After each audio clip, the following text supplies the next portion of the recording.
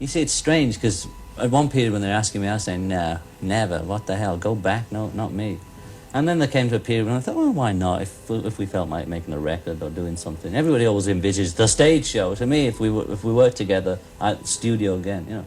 Julian Lennon is undeniably a name that holds history, heartbreak, and a touch of rebellion. Born to the legendary John Lennon and his first wife, Cynthia, Julian grew up in the shadow of his father's fame. But his father's love story unfolded elsewhere. While Julian found his own path in music and art, he was left with deep-seated feelings of hurt and distance. But who does Julian truly despise? Join us as we dive into the complex emotions and tangled family dynamics that still affect Julian to this day. But before we explore Julian's journey, let's step back to the beginning, to the story of how he came into the world and how his parents' relationship set the stage for everything that followed. A complicated start and growing distance. John Lennon and Cynthia Powell met in 1957 as students at the Liverpool College of Art. Though Cynthia was already engaged, John's bold and unapologetic nature quickly made its mark. When she initially turned down his advances, he famously snapped, "I didn't ask you to marry me, did I?" They began dating, and despite his growing fame with the Beatles, John and Cynthia married in 1962 after Cynthia became pregnant with their son Julian. But their marriage wasn't the fairy tale some might expect.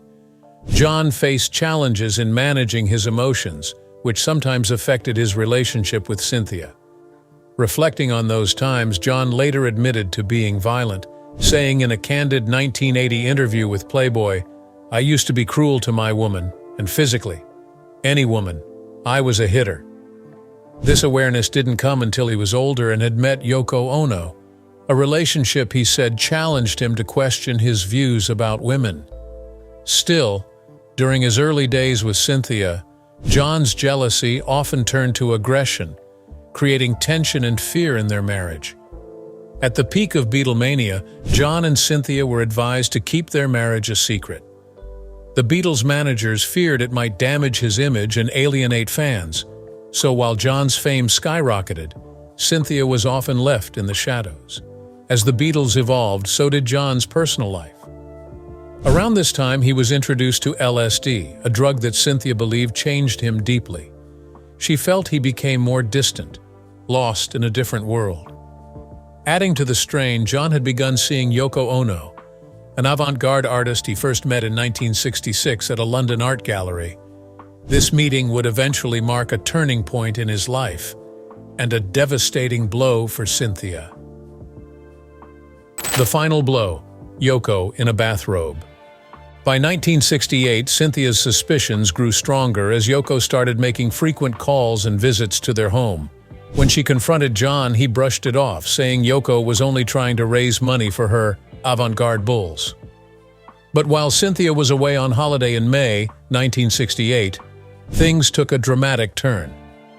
John invited Yoko over, and the two spent the night recording his Two Virgins album, which became infamous for its explicit cover photo of John and Yoko together. That night, as dawn broke, John and Yoko grew even closer, and the morning marked a new beginning for their relationship, and the beginning of the end for John's marriage to Cynthia. When Cynthia returned home from her holiday, she was met with an unexpected and painful sight.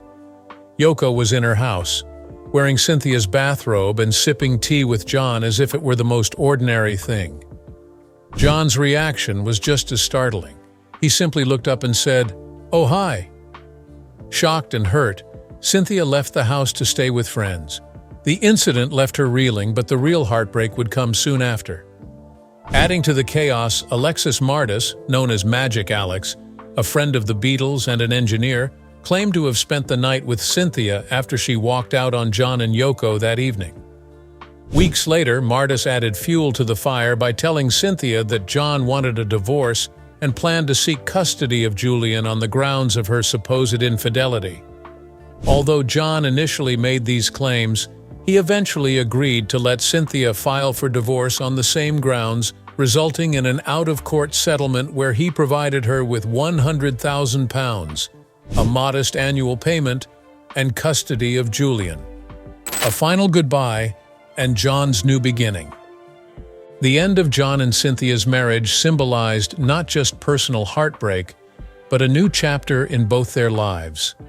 Cynthia often looked back and believed that John's LSD use had gradually caused him to lose interest in her, marking the beginning of the end. Her place in John's life became painfully clear during an incident in Wales, when a police officer didn't recognize her as part of the group and stopped her from boarding a train with the Beatles. This moment to Cynthia reflected how distant she had become from her husband's public and personal world. Soon after the divorce, John and Yoko's relationship grew even more intense. In 1969, just months after the split, John married Yoko, setting in motion one of the most talked-about relationships in music history. They would be together until John's tragic death in 1980. On December 8, 1980, an obsessed fan, Mark David Chapman, fatally shot John outside his New York City home, a tragic event that shocked many, including Yoko. He was rushed to the hospital but was pronounced dead upon arrival, leaving the world and Yoko in a state of devastation. Chapman's actions were chillingly premeditated. He didn't flee but waited calmly, reading The Catcher in the Rye until the police arrived and arrested him. Since that day, he has remained behind bars, repeatedly denied parole, while Yoko continues to preserve John's legacy. Together, they had one son, Sean, who in many ways represented the new life John had chosen after his rocky marriage with Cynthia ended. But what about Julian? Julian Lennon, the journey of a Beatles son. Growing up as the son of John Lennon brought a mix of magic, fame, and struggle. Born John Charles Julian Lennon on April 8, 1963 in Liverpool, Julian came into the world under the shadow of the Beatles' growing fame. His father, John, named him after his mother, Julia Lennon, who had passed away years before Julian's birth. As a child, he was surrounded by iconic figures, even having Beatles manager Brian Epstein as his godfather. But as exciting as it might sound, Julian's early life wasn't as easy as it seemed. While Julian was still young, he witnessed the breakdown of his parents' marriage, with his mother Cynthia bearing the brunt of John's rise to fame. Julian inspired one of his father's most famous songs, Lucy in the Sky with Diamonds, based on a watercolor Julian had made of his friend, Lucy O'Donnell, surrounded by stars. Julian's young life may have been brightened by this brush with fame, but the happiness didn't last long. When he was just 5 years old, his parents' marriage ended after John left Cynthia for Japanese artist Yoko Ono. The divorce shook Julian, and he grew up mostly away from his famous father. Paul McCartney, understanding the pain Julian was going through, wrote "Hey Jude" to console him. Originally called "Hey Jules," McCartney changed the name thinking Jude was easier to sing. Julian's connection to his father would remain complicated, but moments like these hinted at the deep love others had for him. School days and a love for art. After his parents' divorce, Julian stayed with his mother Cynthia, who did her best to create a stable environment for him. In 1974, Julian attended Kingsmead School in Hoylake, England. Shortly afterward, when his mother remarried, they moved to Wales, and he went to Ruthin School, a private boarding school in Denbighshire, North Wales. Growing up largely away from his father's immediate influence, Julian found his own interests and passions, developing a keen sense of creativity and a love for music and art. Despite the geographical and emotional distance between them, Julian's father continued to leave an imprint on his life, inspiring songs and encouraging Julian's interests from afar. Julian's love for music was undeniable, and in the early 1970s, during a rare visit, his father's then-girlfriend, May Pang, encouraged them to reconnect. John and Julian spent time together, with John buying him a Gibson Les Paul guitar and a drum machine one Christmas, sparking Julian's passion for music even more. John taught him some chords, a gift that would leave a lasting impact. Although these moments were sporadic, they played a significant role in forming Julian's early musical influences. Later in life, Julian would find comfort in the connection he shared with his father through music, even if their relationship was filled with challenges. A budding career in music. Julian's first real step into the music world came at just 11 years old when he appeared on his father's album, Walls and Bridges. He played drums on the track Ya Ya and later joked that if he'd known it would end up on the album, he would have played better. Credited in the album notes as starring on drums, Julian's small role set the stage for what would later become his own career in music. Growing up, Julian was influenced not only by the Beatles, but also by artists like David Bowie, Steely Dan, and AC/DC, who shaped his unique style. In 1984, Julian released his debut album Veloute, which was an instant success. Produced by Phil Ramone, it included hits like Too Late for Goodbyes and earned him a Grammy nomination for Best New Artist. The album's success was bittersweet, as Julian's talent was often compared to his father's legacy, creating a challenging path for him to carve out his own identity. Paul McCartney sent Julian a telegram wishing him well, showing the support that some of his father's friends had for him. However, Julian's next album, The Secret Value of Daydreaming, 1986, didn't fare as well with critics. Despite mixed reviews, it reached number 32 on the Billboard 200, and the single Stick Around became his first #1 hit on the US album Rock Tracks chart. In 1987, Julian continued to explore different avenues, performing as the baker in the musical The Hunting of the Snark at the Royal Albert Hall in London. Later that year, he even performed with Chuck Berry, proving that his passion for music went beyond his father's influence. Julian's career experienced its ups and downs, with some singles like Now You're in Heaven finding success in Australia. He continued to release music, even collaborating with George Harrison for his 1991 album Help Yourself, which included the hit single Saltwater. In this period, Julian also contributed a cover of Ruby Tuesday for the soundtrack of The Wonder Years, further establishing his musical versatility. Shifting focus, art, philanthropy, and a return to music. In the 1990s, Julian took a step back from the music scene, drawn to philanthropy and art after meeting the Mirning people of Australia. Inspired by their wisdom and the connection he felt, Julian shifted his focus to causes he cared deeply about. Despite occasional rumors that he might join the remaining Beatles for a reunion, Julian stayed independent, unwilling to step into his father's shoes.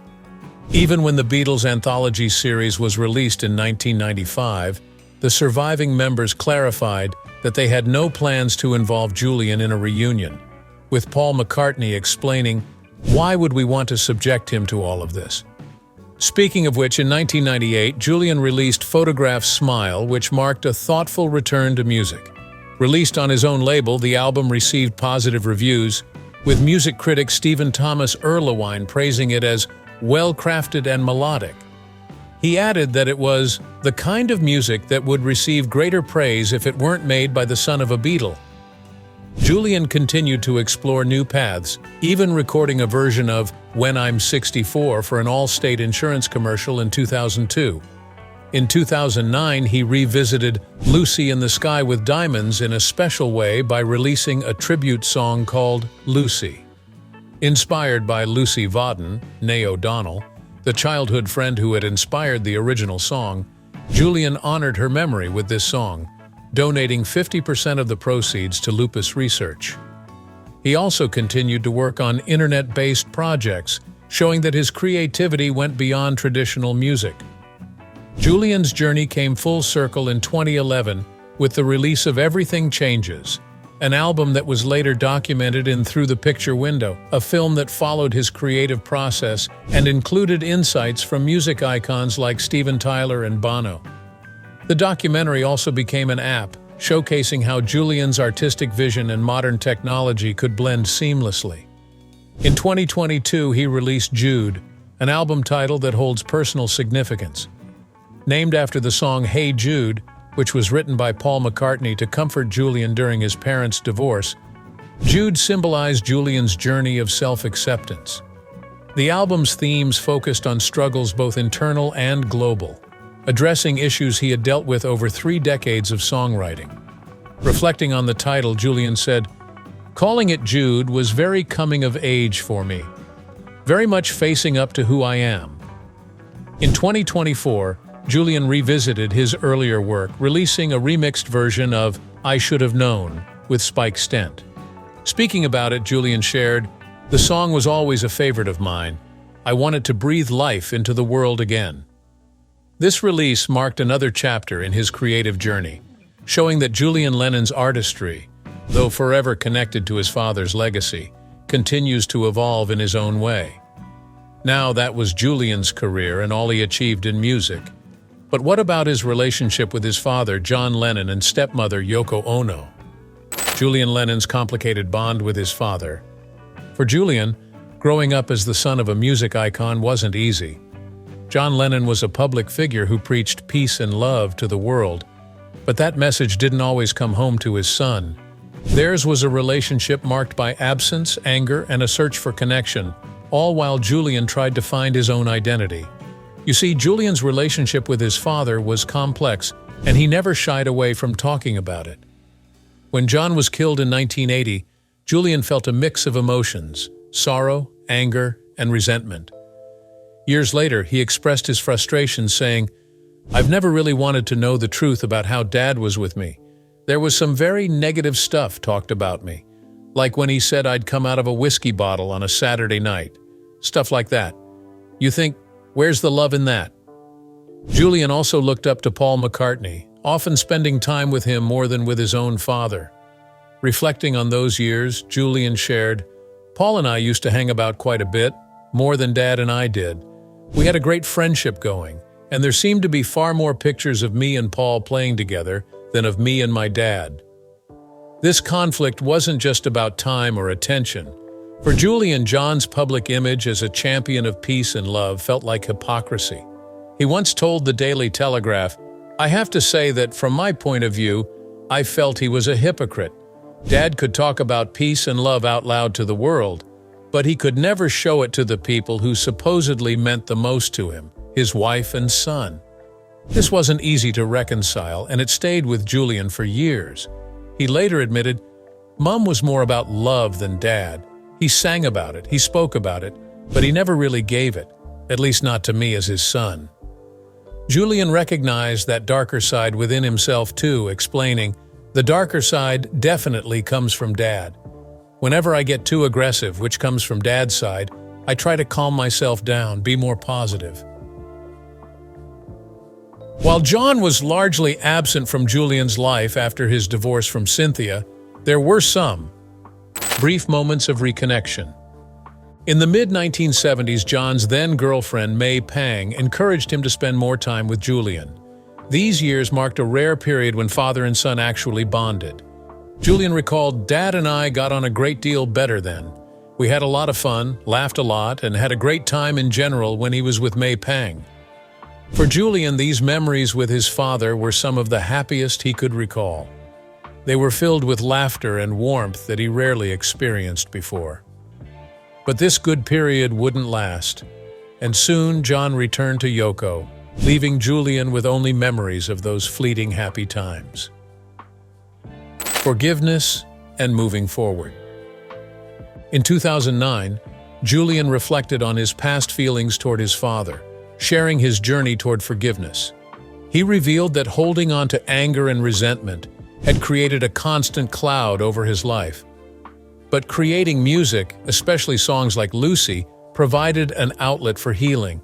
He said, "I realized if I continued to feel that anger and bitterness towards my dad, I would have a constant cloud hanging over my head my whole life. After recording the song Lucy, almost by nature, it felt right to fulfill the circle. Forgive Dad, put the pain, anger, and bitterness in the past, and focus and appreciate the good things." Writing became a form of therapy for Julian, allowing him to move on in ways he never expected. For the first time, he felt a real sense of forgiveness, saying, "It also has allowed me to actually embrace Dad and the Beatles." This journey toward forgiveness, however, was never easy. He described it as a process, one that he would return to time and again as he revisited his feelings toward his father. And even after years, he would sometimes admit that full forgiveness was still hard to achieve, revealing that it took continual effort to let go of past hurts. reflecting on a complicated legacy. Julian's path to understanding his father remained complex, even as he grew older. When he turned 48, he still avoided the idea of marriage and family, explaining in a 2011 interview that his reluctance came from not wanting to repeat his father's mistakes. "My father was young and didn't know what the hell he was doing.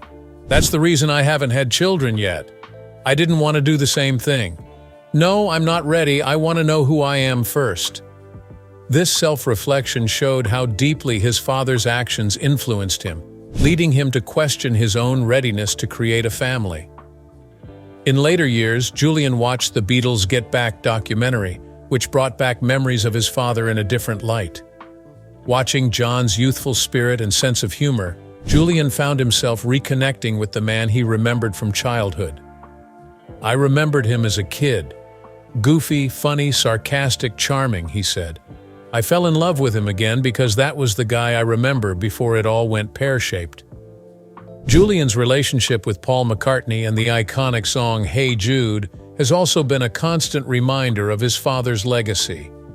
While Hey Jude was written by McCartney to console him after his parents' divorce, Julian has admitted to feeling a love-hate relationship with the song. He shared that he's probably heard it more times than most people, and doesn't particularly enjoy it when friends send him videos of children playing and singing Hey Jude. The song, while meaningful, also carried the weight of those challenging early years.